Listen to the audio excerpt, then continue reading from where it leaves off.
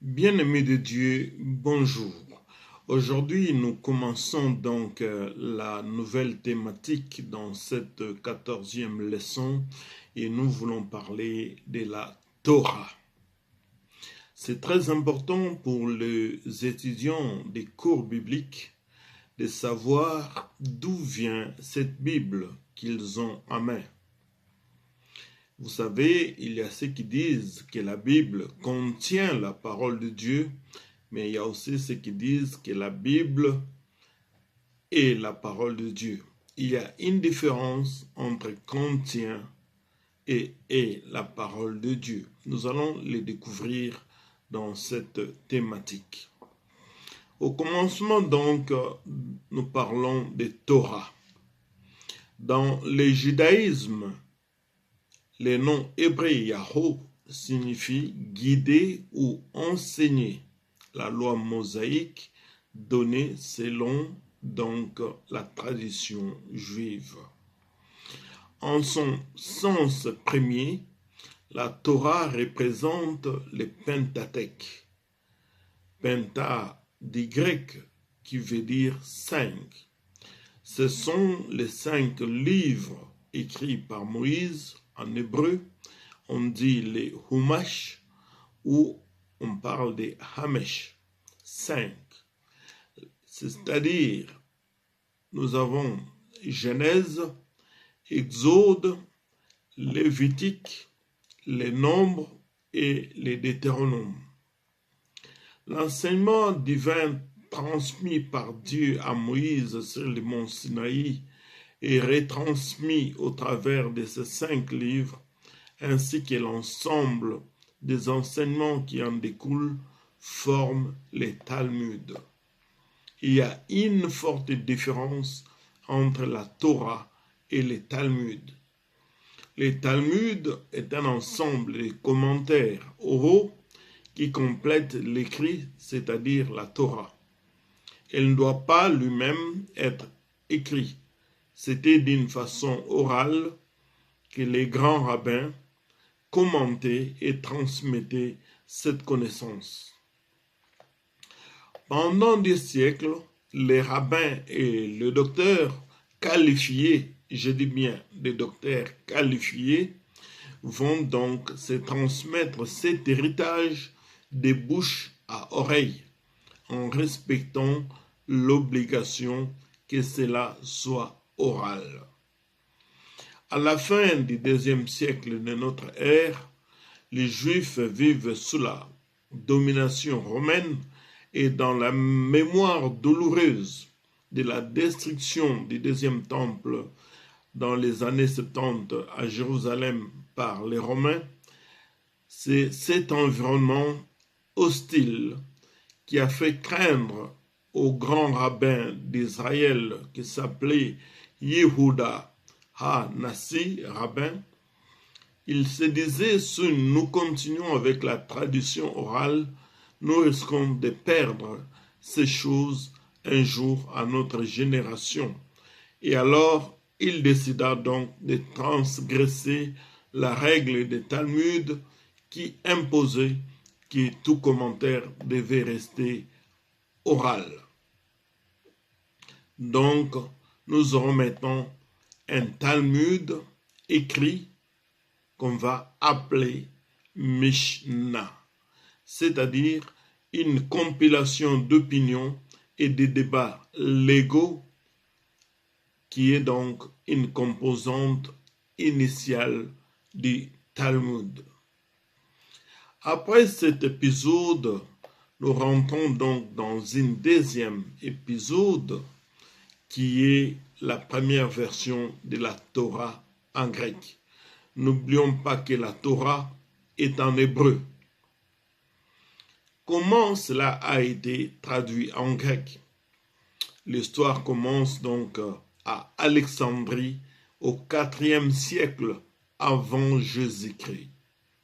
Vous savez que Alexandrie a été fondée par les Macédoniens Alexandre le Grand en 331 avant notre ère, dans l'Antiquité. Elle a été donc la capitale du pays, un grand centre de commerce, et un des plus grands foyers culturels hellénistiques de la mer Méditerranée, centré sur la fameuse bibliothèque. Quand on parlait ou on était à Alexandrie, on ne pouvait pas se passer de la grande bibliothèque d'Alexandrie qui a même fondé sa notoriété. Alexandrie est donc la deuxième ville la plus peuplée de l'Égypte après le Caire. Mais voilà qu'à cette époque-là, il y a une forte diaspora juive qui s'y développe fortement, en particulier autour du palais royal, à tel point que 2 des 5 quartiers de la cité sont réservés aux descendants d'Abraham, c'est-à-dire aux Juifs.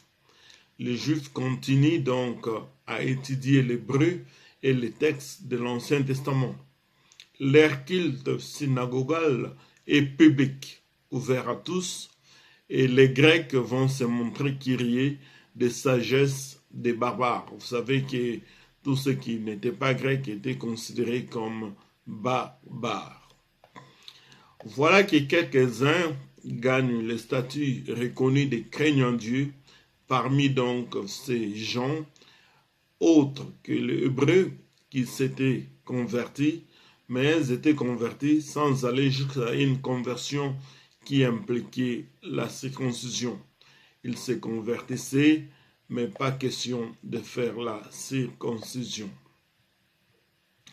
Selon la légende relatée dans la lettre d'Aristée au IIe siècle avant Jésus-Christ, là on parle de la version des Septante. Pourquoi Septante?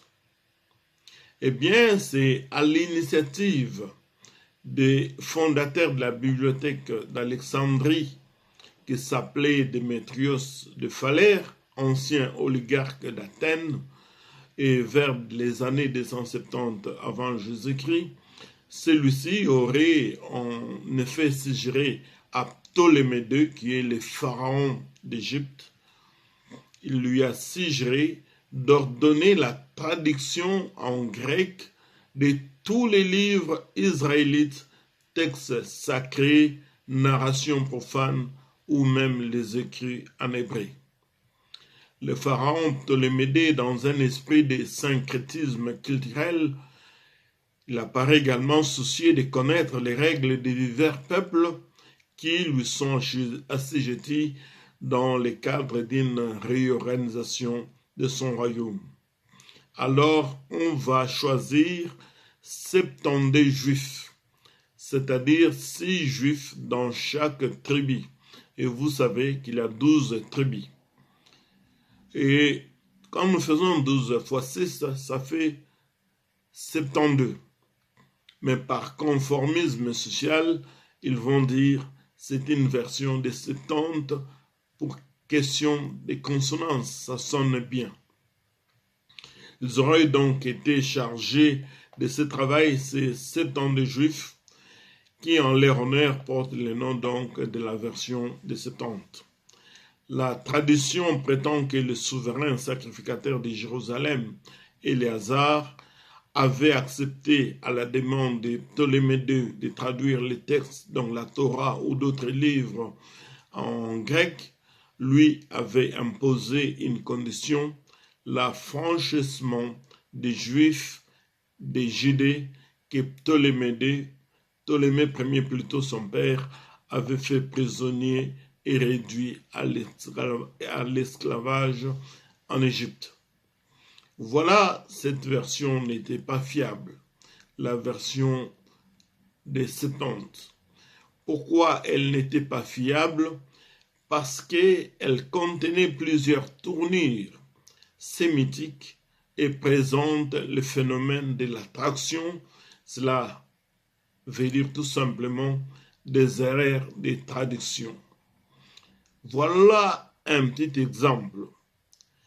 Les termes El, Eloah, Elohim, El Shaddai, Sabaoth ont été banalisés lors des traductions en grec par tout simplement Théos, qui signifie Dieu, alors qu'en hébreu, El Eloah, Elohim, El Shaddai, Sabaoth sont des termes qui ont un richissime d'explications et d'explications tout à fait différentes.